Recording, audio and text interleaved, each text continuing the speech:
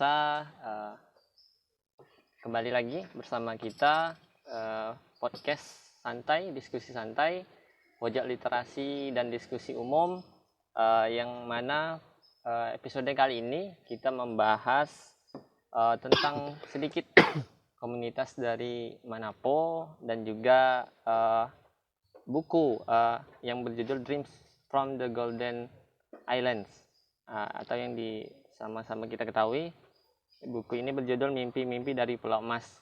Nah, sebelum kita melanjutkan, perkenalkan dulu diri saya, Rino Ridwatul Akbar, dan juga di sini bersama kita bersama narasumber luar biasa, bersama kita Bapak Abdul Hafiz. Nah, biasa dipanggil Paman Ahok, Bang. Ya. Biasa di orang-orang kenal. Nah, di sini baik, langsung saja Paman. Saya panggil Paman aja, Bang, ya. Boleh. Paman Ahok. Ya, Paman Ahok ya, biar lebih akrab. Ya. Apa kabar, Paman? Alhamdulillah baik ya. Alhamdulillah baik. Sekilas kita pengen tahu tuh apa mungkin komunitas Manapo ini, sejarahnya, berdirinya bagaimana gitu. Mungkin Paman bisa. Kita dari mengulas dari awal. Iya, dari awal mungkin. Awal berdirinya, siapa pencetusnya gitu. Menimbulkan mantan tenggelam. Iya, Paman. Jadi awal komunitas atau sekarang disebut dengan Perkumpulan Rumah Manapo ini, awal itu dari tahun 99. Ya. Tapi dulu tahun 99 kita awalnya adalah basicnya adalah komunitas musik. Musik. Dulu namanya MGC. MGC itu Muara Jambi Community Underground. Jadi kumpulan ini anggotanya itu lebih kurang 100 orang dulu. Anak-anak desa Muara Jambi. Ya. Jadi musik underground kan tahu sendiri kan, musik underground yang penampilan yang aneh-aneh. Kayak anak pang, bertato, segala macam inilah. Nah, kenapa dulu kita membuat komunitas itu dulu? Karena desa Muara Jambi ini dulu tertutup untuk orang luar. Tertutup, ya. Jadi kalau lihat orang luar itu, tidak usah orang luar dari kota, lihat orang luar dari kampung lain itu macam tengok lauk. Ya. Nah, nak makan orang tuh. Nah, kita datangkan ya orang yang aneh-aneh. Nah, itulah Muara Jambi Community Underground. Nah, sebenarnya inti dari komunitas itu sendiri, Muara Jambi Community Underground itu untuk mempromosikan candi. Salah satunya. Ya. Jadi karena candi ini belum dikunjungi orang rame, nah akhirnya kita membuat salah satu parade musik. Parade musik underground. Namanya, tema acaranya Getar Tanah Sejarah. Nah, itu se-Sumatera dulu kita bikin. Itu 2001. Itu kita kolektifan bayar 100.000 lebih kurang 1 tahun. Bawa beras itu 1 orang 2 canting. Swadaya. Swadaya, kolektif. Nah, dari situ, dari Muara Jambi Community Underground. Nah, akhirnya 2003 kita bikin lagi parade musik underground yang kedua, Getar Tanah Sejarah kedua. Di sela-sela itu ada komunitas baru. Di antara itu ada namanya OI. OI itu orang Indonesia. OI, ya. OI itu anunya Iwan Fales kan? Ya. Nah, Iwan Fales sempat juga kita dirikan OI. Nah, ya salah satunya juga untuk menciptakan semacam lapangan pekerjaan untuk anak-anak muda. Salah satunya membuat UMKM. Nah, jadi 2005 kita itu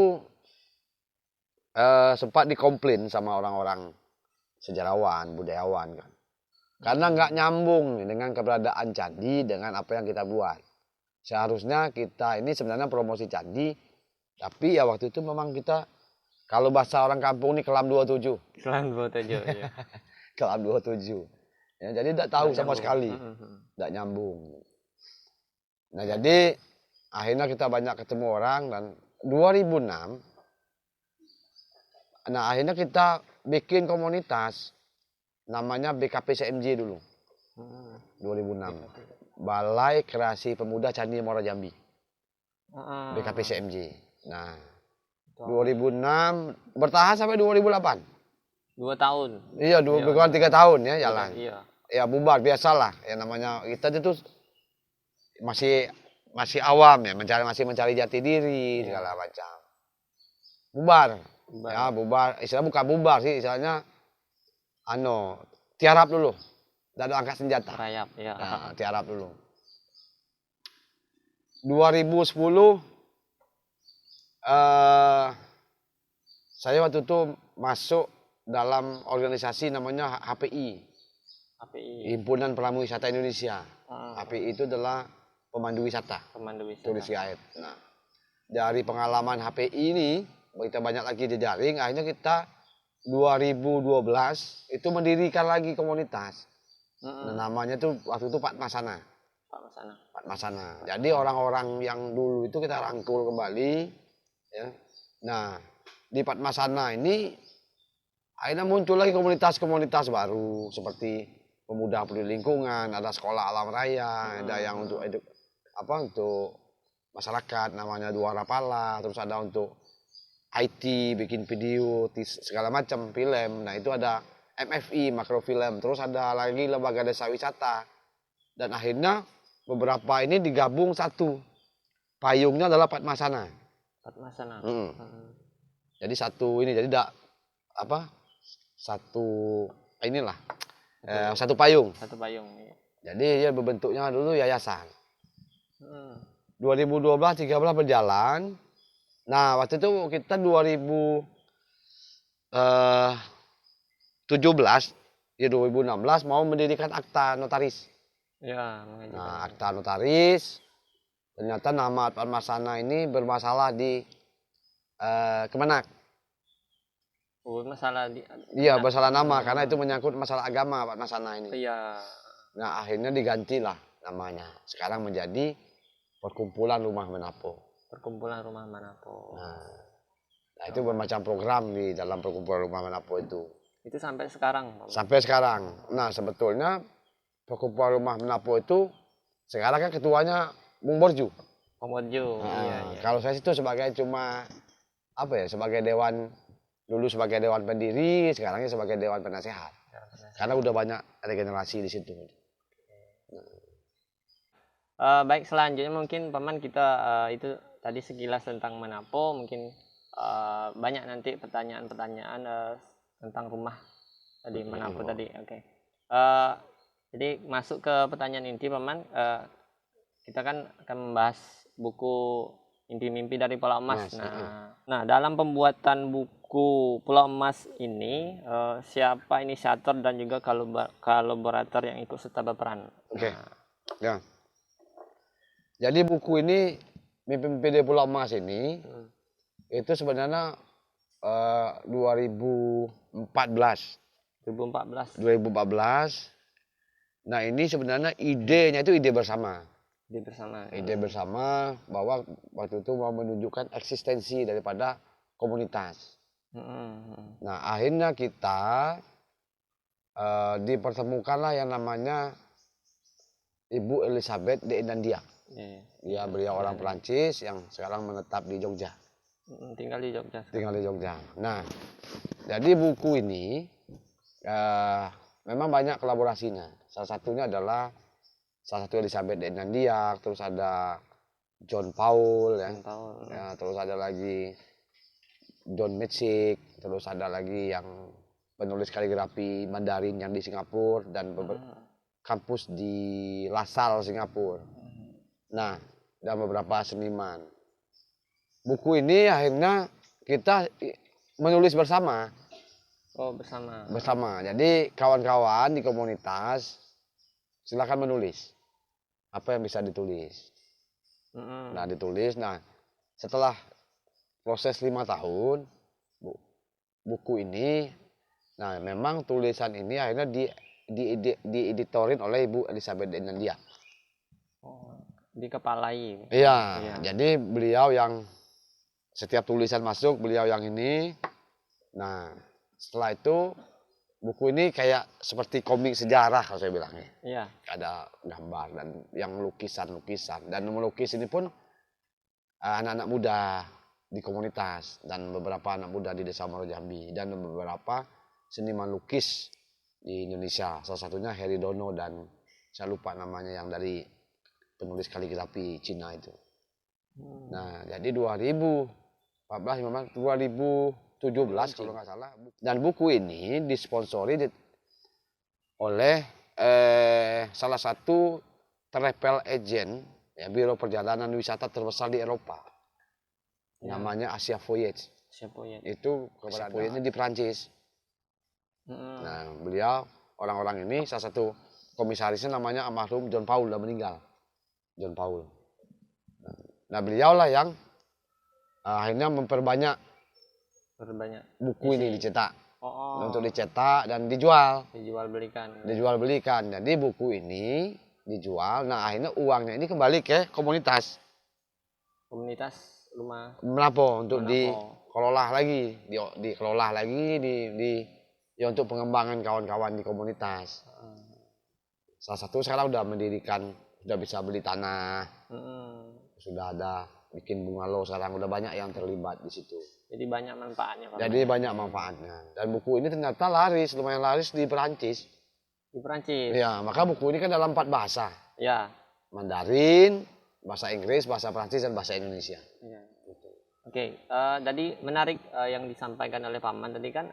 Di dalam buku ini juga saya sempat baca, Paman, banyak gambar-gambar, lukis-lukisan yang menarik. Nah, tadi Paman sampaikan kan ada beberapa, mungkin mayoritas lah mungkin dari dalam isi buku ini lukisannya atau gambarannya dari anak-anak pemuda di Muaro Jambi. Nah, mungkin dalam pembuatan buku ini, Paman, nah, apa saja dampak masyarakat sekitar selama pembuatan atau pasca setelah pembuatan buku ini? Ya, kalau pembuatan buku ini, iya memang kawan-kawan ini ya dibilang, kalau kawan-kawan menjalankan dalam membuat buku ini, masyarakat ini ya biasalah kan. Ya. Masyarakat ini ya menanggapi yang ada yang negatif, ada yang positif. Nah, apabila beliau ini bisa nulis gitu kan. Ya. Nah, karena kadang-kadang mindset kita di Indonesia ini kan selalu berpatokan dengan pendidikan. Betul. Dia sarjana apa enggak gitu kan. Nah, ini kan belum tentu. Ya. Nah, siapapun sebenarnya ya bisa sebenarnya tulis baca, ya dia pun sebenarnya bisa menulis. Betul. Itu. Dan ini bukan jadi hambatan bagi kawan-kawan anak-anak muda di sini untuk terus menulis. Sama juga yang melukis. Jadi keterlibatan kawan-kawan di komunitas segala macam, ya melukis disesuaikan dengan apa yang diceritakan. Jadi sebenarnya buku ini adalah yang dibangun adalah memori kolektif masyarakat. Ya. Jadi di memori kolektif masyarakat, seperti kita lah, podcast ini kan. Ya. Nah, tapi itu dicatat, dan itu akhirnya menjadi sebuah tulisan. Betul. Nah, dan lukisan itu juga seperti itu. Dan salah satu desain untuk cover buku. Ya, semua buku ini layout ininya ya teman kita juga. Satu komunitas juga namanya Iman Kurnia namanya. Iman Kurnia. Ya, orang sini juga. Jadi inilah buku. Nah, ini, dan setelah pembuatan buku diperjualbelikan, ya imbasnya orang makin banyak orang untuk datang ke sini. Ke candi. Dampak dari buku ini. Orang tahu, sama ini kan orang tahu cuma candi, tidak tahu desa. Ya, betul. Nah, tapi setelah buku ini orang lebih banyak setelah ke candi ke desa juga. Ya. Salah satunya mungkin saya, Paman. Dari Muaro Jambi itu saya kira memang namanya memang Muaro Jambi, kabupaten kita kan. Rupanya Muaro Jambi ini diambil dari nama desa ini. Ya, itu kan salah satunya benar. Iya. Oke, lanjut mungkin pertanyaan selanjutnya, Paman. Ini kan tadi sampai ke Perancis, terkenal. Nah, bagaimana respon masyarakat secara umum mungkin, Paman, di luar Muaro Jambi lah mungkin, baik yang lokal ataupun yang Ya, internasional. sebenarnya buku ini disambut baik ya. Sebenarnya selama ini yang ditunggu. Yang ditunggu oleh orang-orang. Orang-orang. Ya, maupun dari asing maupun lokal. Karena selama ini belum ada buku yang diterbitkan tentang mengisahkan ya beberapa mungkin penggalan-penggalan kisah tentang keberadaan Muara Jambi dan desa Muara Jambi ya, dan masalah kebudayaan ini ada betul. Yang tangible dan intangible. Nah ini selama ini kan cuman sebatasan yang disimpan oleh masyarakat, ya nggak ditulis ya. Karena kebiasaan orang kita itu budaya menulisnya memang kurang. Biasa memang tutur yang semua itu disimpan di otak. Nah jadi dengan buku ini ya dampak ininya sangat luar biasa. Anak-anak pun sekarang udah mulai tahu. Ya betul. Wah, kita punya ini, punya itu dan macam-macam ininya dampak ininya, dan yang jelas lebih banyak dampak positif. Nah iya buku ini apa ya? Ya kalau memang mau dikaji ulang ya silakan. Misalkan mungkin ini tidak secara akademis, tidak ada bukti secara subjek dan ya. Nah, tapi ini kan kita kawan-kawan menulis ini kan secara hierarki. Ya, hierarki. Ya. Nah, jadi gotong royong secara hierarki dan barang itu memang ada sehari-hari yang dilakukan oleh masyarakat sekitar. Nah, kalau saya bilang ya itulah bukti autentik yang sebenarnya. Betul. Nah, ya kalau kita bicara sejarah kan selalu cuma itu tuh. Mesti bicara dengan naskah, terus bicara dengan manuskrip. Ada enggak manuskrip? Kalau enggak ada manuskrip, enggak ada naskah. Wah ini belum tentu benar. Iya. Tapi ini kan memori kolektif. Ya kalau bicara benar dan salah, ya silakan bikin buku lagi. Nah, itu. Oke, dari pembuatan buku ini mungkin ada lagi dari pemuda, mungkin atau dari komunitas yang Muara Jambi, mungkin ada selain buku ini mungkin ada buku lain. Iya sekarang lagi dalam proses. Karena bikin buku itu tidak bisa kita pakai target. Oh ya, ada jenjang waktunya. Nggak bisa gitu. Oh ini 5 tahun mesti selesai buku ini. Enggak. Sebenarnya buku ini kita kalau menulis itu nggak boleh pakai target. Nah sekarang kawan-kawan lagi, contoh sekarang Bordio dan teman-teman lagi di lapangan itu pendataan tanaman-tanaman obat-obat herbal. Nah ini lokusnya adalah nanti menjadi sebuah buku juga. Nah dan nanti ada event apalah nggak tahu, ada lomba toga atau segala macam nanti. Dan sekarang ada lagi yang ini kamus bahasa lokal yang sampai sekarang ya belum jadi. Baru 600 ya. Kalau kata Bordio itu beliau yang ini. Lagi menggarap itu. Udah berapa tahun? Itu dari tahun berapa, Bang? Dari 2000 mulai 2017 kalau nggak salah. 2017 atau 2018. Sebelum kita melanjutkan ke pertanyaan-pertanyaan selanjutnya, mungkin kita break dulu lah ya, sambil ngopi dan nyicip goreng ya. Iya. Menunggu. Ya, kita break dulu, nanti akan dilanjutkan dengan pertanyaan-pertanyaan selanjutnya yang lebih menarik mungkin.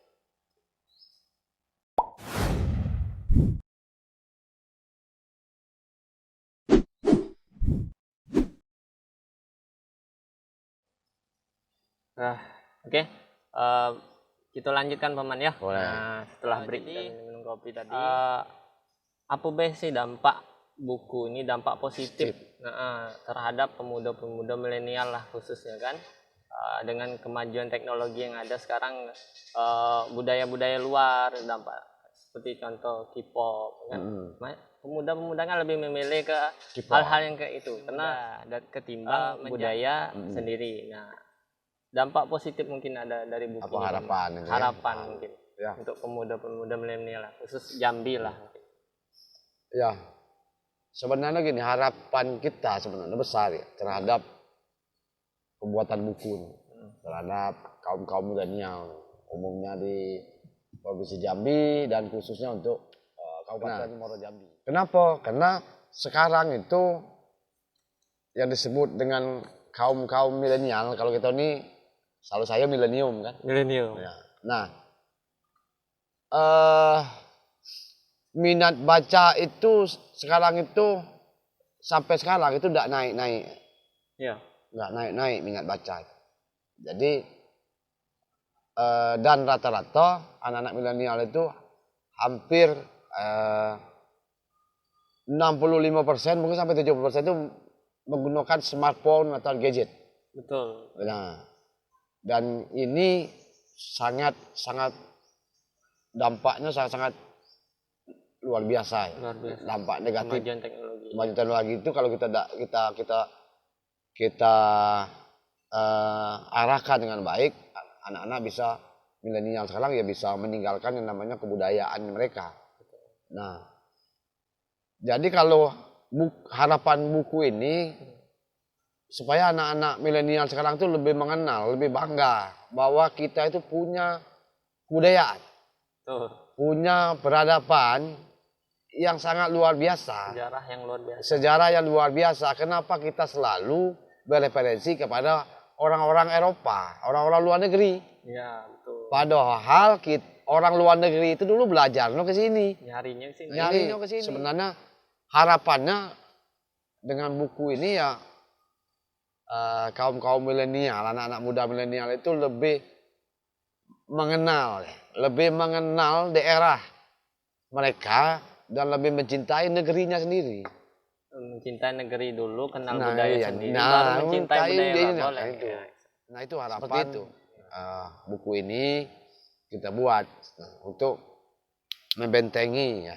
Selain daripada berdirinya pesantren-pesantren untuk membentengi ini, kita juga mencoba membantu untuk membentengi hal itu dengan budaya, menerbitkan buku ini.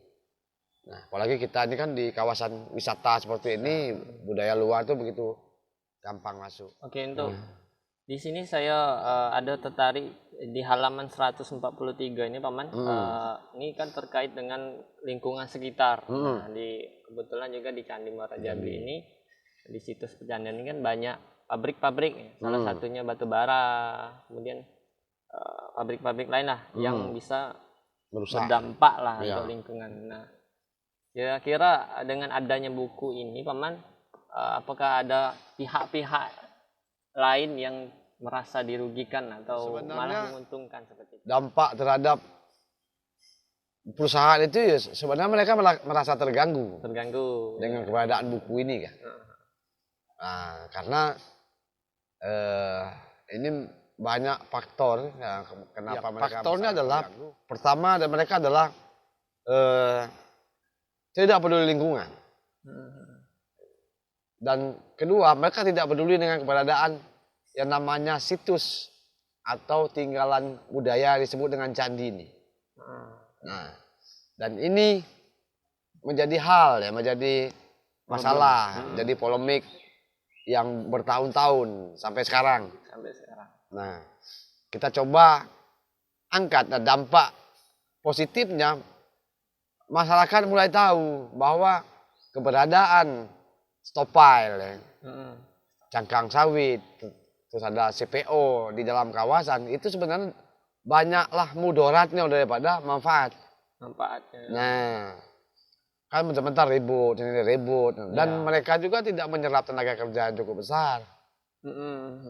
Karena sudah dengan teknologi sekarang kan. Betul. Ya dampaknya akhirnya banyak mudarat daripada manfaat. Ya segelintir lah orang yang terlibat ya karena keberadaan perusahaan tersebut. Ancaman terhadap kawasan sangat sekali mengancam keberadaan situs ini. Nah, jadi dengan keberadaan buku ini kenapa di situ kawan-kawan mencantumkan itu supaya masyarakat di sini sadar bahwa lebih penting peninggalan kebudayaan ini daripada kita mempertahankan stockpile atau batu bara. Batu bara itu bakal habis. Sekian puluh tahun habis. Ya, sumber daya yang tak diterbarukan. Nah, tapi kalau benda seperti ini kalau kita rawat, kita bakal habis. Bakal terus. Nah, selagi kita lestarikan, kita lindungi dan kita manfaatkan kan, tidak bakal habis. Dan bakal memberikan dampak ekonomi yang sangat luar biasa kepada masyarakat. Masyarakat sekitar dan juga khususnya Muaro Jambi. Muaro Jambi. Dia jelas provinsi Jambi, kota Jambi dampaknya juga itu. Oke, kita masuk ke pertanyaan terakhir nih Paman. Mungkin sebagai penutup, harapan Paman pribadi, kemudian komunitas Rumah Manapo, dan juga harapan masyarakat Muaro Jambi lah khususnya, mungkin nanti bisa disampaikan yang tertuju kepada pemerintah atau instansi terkait. Kalau harapan pribadi saya terhadap pemerintah, pemangku kebijakan, mari kita bersinergi, ya, sama-sama bekerja dan bekerja sama. Nah, karena untuk membangun sesuatu itu, ibarat di hari ini tidak cukup cuma satu jempol. Ya. Berarti kita harus ada telunjuk jari ini kan. Ya betul. Nah ini kalau ngangkat ini kan pakai jempol nggak mungkin angkat. Mungkin. Ya. Masih 5 ini kan. Nah, 5 jari. 5 jari ini. Nah, jadi itu harapan secara pribadi kepada pemerintah. Nah harapan pribadi saya terhadap generasi muda, kaum milenial sekarang. Ya. Ayo kita lestarikan, kita lindungi, ya. Kita memanfaatkan yang namanya peninggalan kebudayaan. Karena ini sangat penting. Inilah sebagai jati diri kita sendiri, jati diri daerah, dan jati diri bangsa. Orang-orang hebat di Nusantara ini, orang-orang itu sangat menghargai yang namanya warisan-warisan budaya ataupun peninggalan leluhurnya. Yang kita Bung Karno itu kan jas merah. Jas merah. Ya. Nah, itu harapan. Dan untuk masyarakat di sini, ya harapannya, ya ayo kita sama-sama, ya kita jaga, kita lindungi, dan jangan sampai kita menjadi penonton di negeri kita sendiri. Jangan sampai tikus mati di lumbung padi. Ya betul. Kita punya potensi yang sangat luar biasa. Ya. Ayo kita kuatkan budayanya sebagai akar yang sangat kokoh. Nanti apa? Bonusnya adalah pariwisata. Itu deh. Ya, dan income-nya nanti baliknya ke masyarakat. Mungkin itu harapan Paman secara pribadi. Mungkin harapan dari komunitas Rumah Manapo. Kalau harapan kok kawan-kawan di komunitas Rumah Manapo, ya satu sama ya, satu ini. Satu ini harapannya ya itu tadi. Ayo kita bergandengan tangan. Ya. Kawan-kawan di perkumpulan Rumah Manapo tidak lagi mindsetnya adalah apa yang pemerintah bisa bantu. Sekarang mindsetnya apa yang kami bisa bantu untuk pemerintah. Itu sekarang itu. Jangan segan-segan bahwa kita siap, ya. Kawan-kawan di komunitas. Ya. Dan harapannya komunitas ini tetap berkembang dan akhirnya punya stakeholder lainnya di daerah-daerah masing-masing. Dan berdiri lagi komunitas-komunitas yang lain, umumnya di Provinsi Jambi. Ya, yang bervisi dan misi baiklah pemirsa dimanapun pemirsa berada, kawan-kawan berada. Mungkin itulah tadi sedikit diskusi kita ya Paman ya, mengenai sedikit tentang Rumah Manapo, kemudian pembahasan utama kita tentang buku Mimpi-Mimpi dari Pulau Emas. Nah, tadi sudah disampaikan juga banyak harapan dan juga dampak dari dibuatnya buku ini. Kami dari Polimo mengucapkan terima kasih banyak. Sama-sama. Semoga apa yang kita bicarakan, diskusikan ini mungkin nanti bisa menjadi inspirasi atau motivasi untuk kawan-kawan pemirsa di luar sana untuk lebih mencintai budaya. Saya selaku pembawa acara mohon maaf dan undur diri. Nah, sampai jumpa di podcast selanjutnya yang lebih menarik dari Pojok Literasi dan Diskusi Umum. Terima kasih Paman.